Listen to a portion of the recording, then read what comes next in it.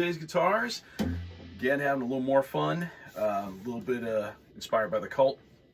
One of my favorite bands also inspired me to purchase this guitar, but it was not all fun and games right out of the box. Between being a fan of the Cult, Billy Duffy and Brian Setzer from Stray Cats, had to have one of these, and I'm glad I have it, but it was years and years of misery because it just didn't play. Out of the box, this guitar started off okay, and then we started having all kinds of issues. I'm kind of heavy-handed on the Bigsby, so tuning stability was a huge issue, and that wasn't acceptable. So let me tell you what I went through. Not just tuning stability, there was all kinds of sympathetic noises, buzzes. This guitar, it took a minute. So, but it was worth it, and now it's a great player. It stays in tune. I could, wail on this Bigsby all night long, and it'll stay in tune.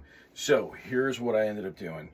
A lot of issues with the bridge. The strings from using the Bigsby so much on just a regular Tune-matic bridge were cutting into the metal. So that was causing the strings to ping, pop, buzz. Oh, it was absolutely awful. So what I did was I upgraded to a roller bridge, but not just any roller bridge, a locking roller bridge by Tone Pros. That made all the difference in the world. Took all the rattle, buzz, and of course, I had to put a Graphtec nut in there to make sure that was moving perfectly through. And then I upgraded to Spurzell locking tuners. And one additional upgrade with the Bigsby. The stock spring on this Bigsby was kind of a lower, I forget what the height was on the spring, but I believe I upgraded to a 1-inch, and that made all the difference in the world. So it gives you a lot more range when you're,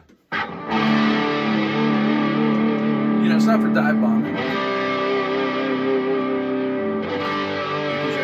Solo waiver, right? But you want it to stay in tune. You don't want to tune, between every song, and all of that did the trick. But it took forever to figure out where all these noises were coming from, especially on a fully hollow body guitar. I've played at loud volumes. I've never had any issues with horrible feedback. Maybe it's the positioning of the amp. I'm not sure. Maybe it's it's not the trestle bracing that you get on the 6120, but there is some kind of a bracing in here, even though it's, a full hollow body. I think that helps with some of the feedback, but I haven't had, too many issues or concerns. And when it does feedback a little bit, that's a great thing too with the Bigsby. You can kind of control it and make some music out of it. And, it's really cool. So you can go from playing the Cult stuff to, obviously Stray Cats kind of stuff.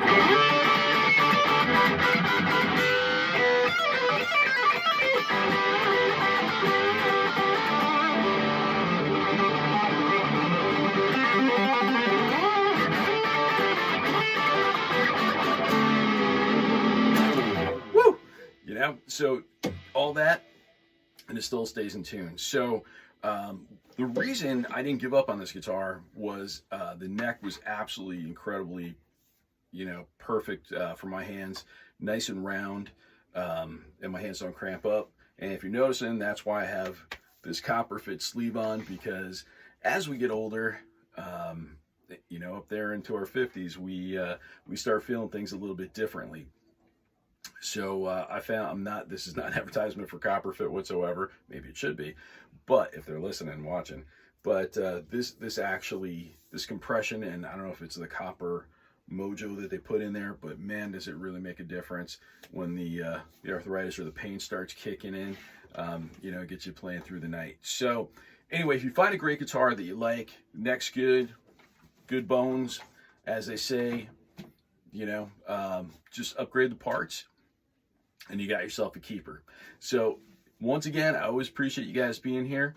Hope you like and subscribe. Hope you like what you see, and look forward to seeing you next time.